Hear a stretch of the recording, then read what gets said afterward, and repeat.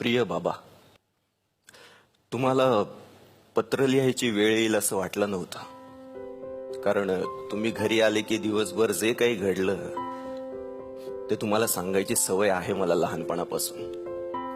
पण आज जे सांगायचंय ते तुमच्याशी बोलू शकले नसते. बाबा, माझा जन्म झाला तेव्हा आजी म्हणाली होती, पहिली बेटी धनाची पेटी. तुम्ही हसला होतात वरवरच. पण मला माहिती आहे तुम्हाला टेन्शन आलं होतं. ते येणारच होतं. मुलगी जन्माला आली की तिची नाळ काढताना शेतकरी मनातल्या मनात 2 एकर शेताचा तुकडा पण काढून टाकतो, तिच्या हुंड्याची सोय म्हणून. मुलगी ओझं असते, परक्याचं थन असते. अंगावर आलेला फोड मोठा होत जातो ना, तेव्हा होतात तशा वेदना बापाला मुलगी मोठी होताना होते. तुम्ही कधी दाखवलं नाहीत, पण तुम्हाला आजकाल 24 तास माझ्या लग्नाची चिंता असते.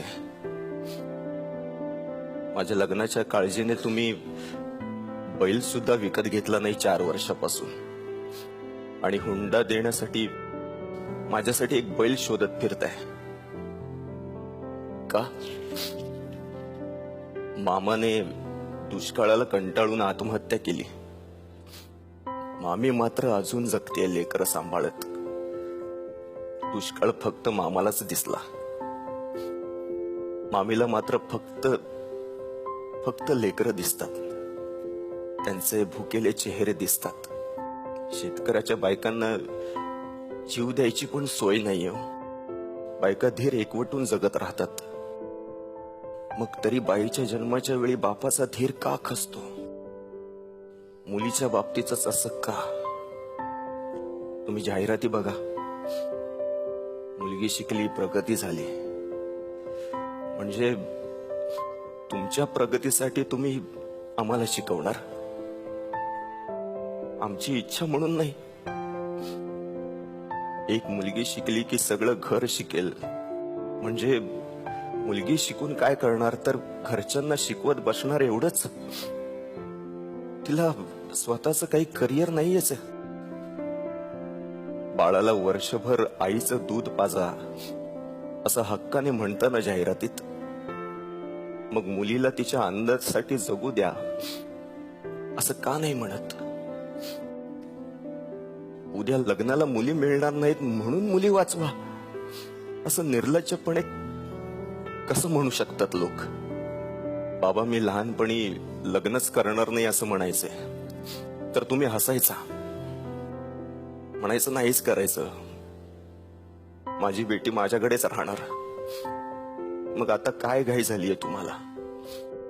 50 रुपयात एक माठ आणला ना, तर 4-5 वर्ष थंड पाणी भेटतं आपल्याला. 4-5 लाख हुंडा देऊन तुम्ही जो माठ शोधताय तो कधी पाणी तरी पाजणार आहे का तुम्हाला?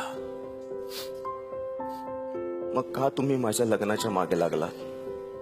मला नाही करायचंय लग्न बाबा.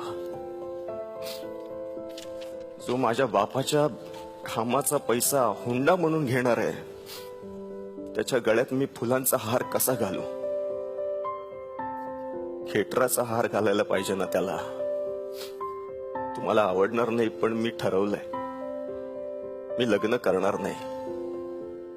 आणि मी एकटीच नाही बाबा, आपल्या गावातल्या सगळ्या मुलींनी ठरवलंय हुंडा देऊन लग्न नाही करायचं.